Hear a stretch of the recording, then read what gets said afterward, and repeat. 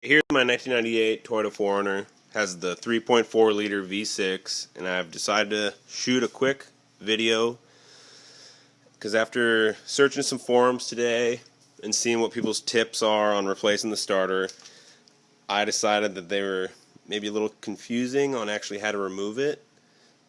This is the four-wheel drive model. There's the axle. I mean, there's a lot of suspension and crap in the way, but I found just now, after about 15 minutes, I have the starter removed.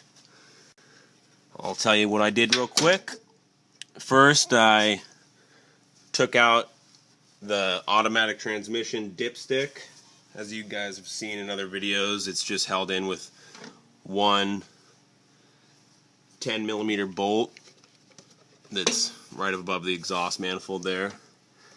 It's kind of hard to see, but yeah, you can get that from the wheel well right here. Just remove your tire, get that thing out of the way, jack your car up so you have a nice area to work with. And then I removed the two bolts holding in this brake line. There's one on the back side right here with my finger. If you have gear wrenches have saved me like probably 100 hours over the years. That's easy to get in tight because the manifold or the exhaust is right there. So just busted that one out. 12mm. There's another one right here.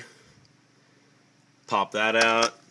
And then this just flopped up out of the way. I didn't kink it or anything. It's just free floating now. So I just shoved that out of the way. And then obviously unhooked the negative battery terminal. Took out popped the main cable off.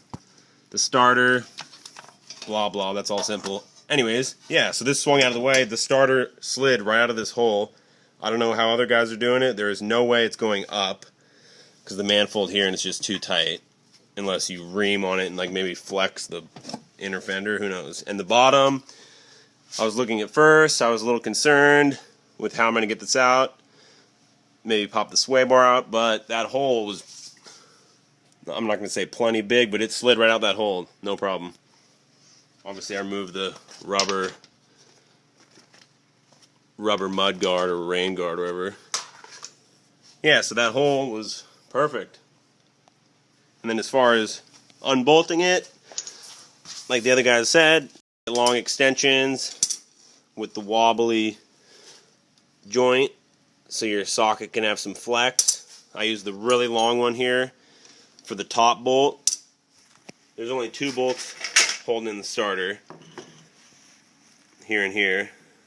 They're 14mm, and it threads into the starter itself, so the bolts come through the backside where the transmission bolts up.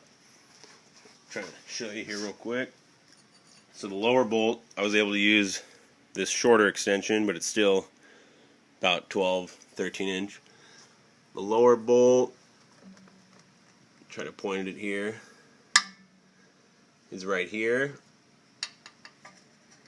and this extension just worked. Kind of drop down, break it loose, and the upper bolt is right up there. You can kind of see the shiny hole, but the upper bolt I used the longer extension. Cracked them loose, and then I put my sweet little DeWalt impact driver on them to spin them out the rest of the way. If you don't have one of these and you work on cars, or even if you do handyman crap around the house, like for driving screws, these things kick ass. This is the new DeWalt 20-volt brushless motor. Like, these batteries last really long. I'm loving it. So yeah, those are handy. That's an awesome thing to own, and get yourself some gear wrenches if you like working on your own car. So yeah, that's pretty much it. I'm going to slap in this new starter, and I'll probably have, with filming this video, maybe a half hour into this job, from putting it up on the lift to removing it and everything. You don't have to have a lift, just jack your car up and remove this tire, and you're good to go. If you have any questions, I'm glad to answer them. Thanks for watching.